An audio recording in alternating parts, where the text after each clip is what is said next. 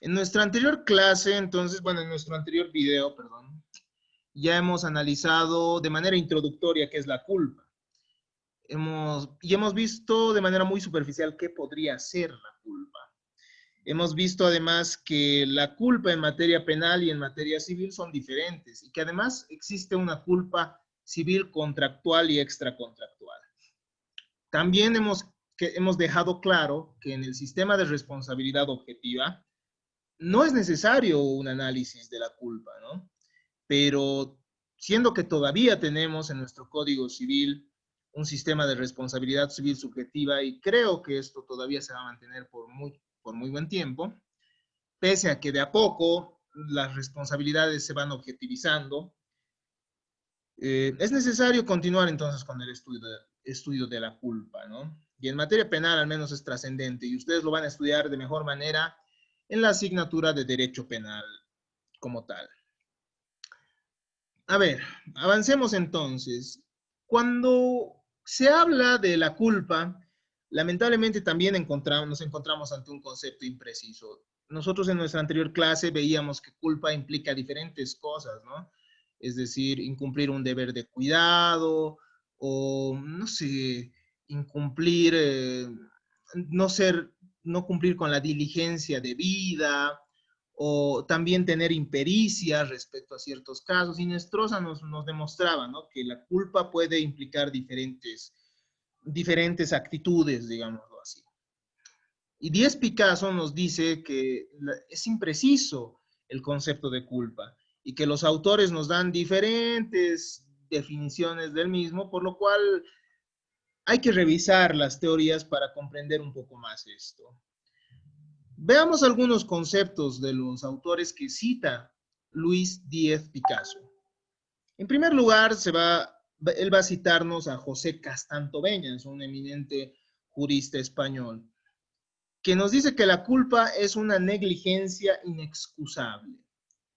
Pero si nosotros nos damos cuenta, ¿qué es inexcusable?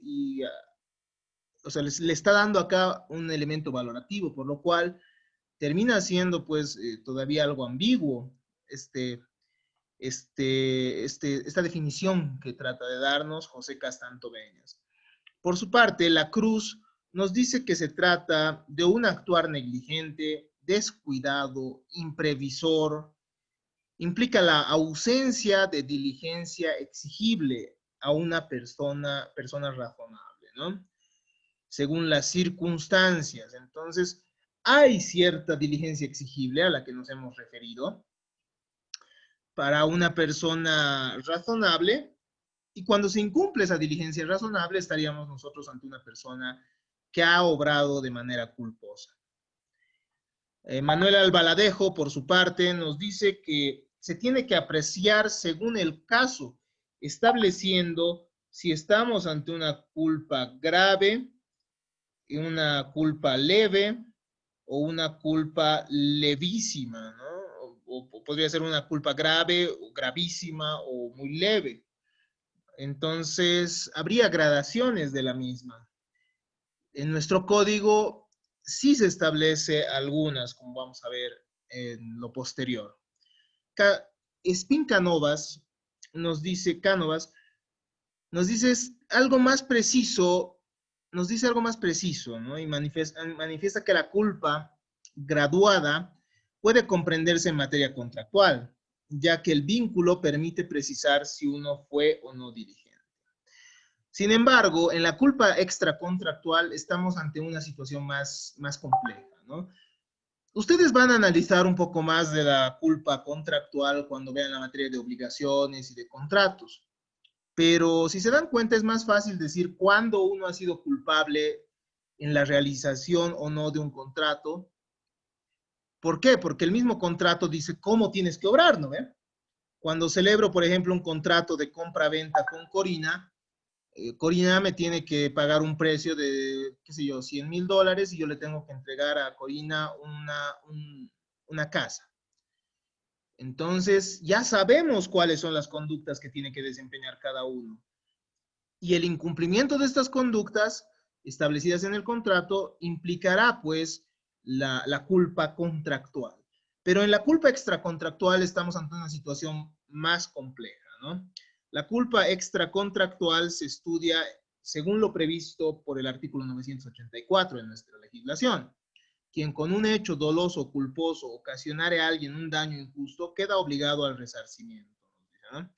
Entonces, en la culpa extracontractual tenemos que acudir a la graduación de un hombre medio, de un hombre prudente y diligente, es decir, un bonus pater familias con el que se mide las conductas dañosas.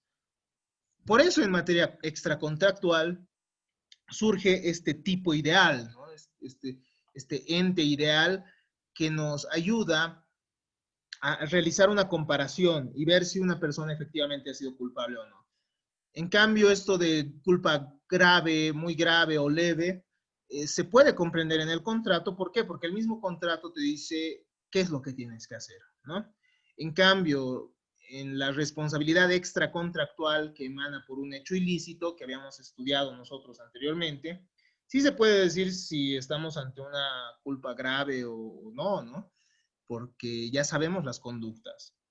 Para Brantau, la responsabilidad depende de la intención, nos dice, y esta únicamente puede comprobarse comparando la conducta con la de un hombre razonable en las mismas circunstancias, ¿ya? Esto del hombre razonable o bonus pater familias se refiere a lo mismo, básicamente. Simplemente van cambiando la terminología y algunos le han cambiado a hombre razonable porque es un poco más precisa, tal vez, ¿no? Según lo que manifiesta. Aunque hay algunas distinciones que van a poder revisar ustedes si es que investigan un poco más. Entonces, ¿cuál es esa conducta que tiene que tener que tenemos que tener las personas para ser diligentes, ¿no?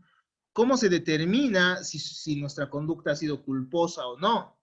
¿Cómo se determina si efectivamente nosotros estamos obrando como ese hombre medio, como ese hombre razonable?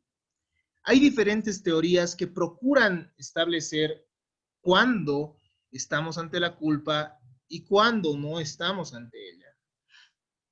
Una primera concepción que se ha dado a lo largo de la historia es una concepción psicológica de la imprudencia.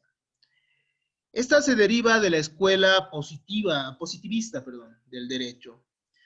Esta escuela concebía el delito como un acontecimiento de la naturaleza, o sea, regido por relaciones de causalidad, ¿no? Para la escuela positiva, el delito respondía también a cuestiones naturales, ¿no? Si uno cometía el delito era algo natural porque en nuestro interior se están dando ciertas relaciones de causalidad, ¿no? Ciertos órganos van a funcionar de determinada manera que nos predisponga, que haga que el ser humano esté predispuesto y tenga ciertas condiciones para cometer el delito. El estudio del delito era dividido en dos partes. Una externa, que se identifica con lo antijurídico, es decir, con esa comparación con el ordenamiento jurídico para ver si se ha cumplido o no, y una interna que se refiere a los elementos subjetivos del delito. Consideran que existe causalidad psíquica de igual manera que causalidad física. Es decir, que así como existe movimiento en la causalidad física y se dan ciertas relaciones de causa y efecto, también en la psique, es decir, en el fuero interno de las personas, existen relaciones de causa y efecto, ¿no? Entonces, la negligencia es un estado de la mente. La imprudencia ya estaría predispuesta en ciertas personas, ¿no? Esta puede colaborar a comprender cómo afectan los trastornos psicológicos a las actuaciones negligentes. Nos ayuda entonces a comprender trastornos psicológicos, porque sí, esto es parte del estudio de la psicología, ¿no? Pero no necesariamente la negligencia va a ser como una patología psicológica, ¿no? Es decir, no va a ser como una enfermedad psicológica la negligencia o la imprudencia. Sí puede ser determinada por estados psicológicos en algún momento, pero no es un estado psicológico como tal. Esta teoría fracasa porque en la culpa nosotros no podemos estar ante situaciones inconscientes, ¿no?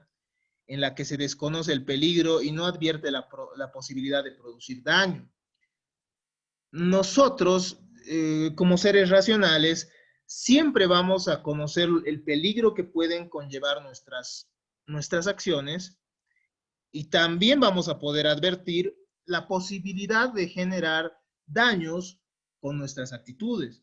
Entonces, decir que estamos predispuestos muchas veces a ser negligentes, es decir, a desconocer el peligro de las cosas, estaría pues incluso diciéndonos que nosotros no podemos ser juzgados, básicamente, ¿no? Porque no tendríamos ese poder de decisión. También existen exculpantes en los que sí existe la intención del autor, como un estado de necesidad. En la ley nosotros vamos a ver que hay ciertas causas que van a determinar que uno no sea culpable.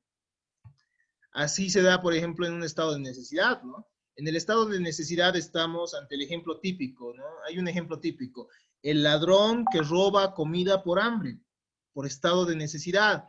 Él lo hace con plena voluntad de cometer el ilícito, pero aún así no termina siendo culpable como tal, ¿no? Eso vamos a analizar con posterioridad cuando continuemos analizando esta temática tan interesante que es la culpa, ¿no? Entonces, esta primera tesis que equipara la negligencia o la imprudencia o la culpa de una persona a un a un estado predispuesto incluso biológicamente, no termina siendo válida, ¿no? Es decir, no podemos desconocer que las personas tienen esa posibilidad de prever el peligro y de advertir que ciertas conductas pueden generar daño.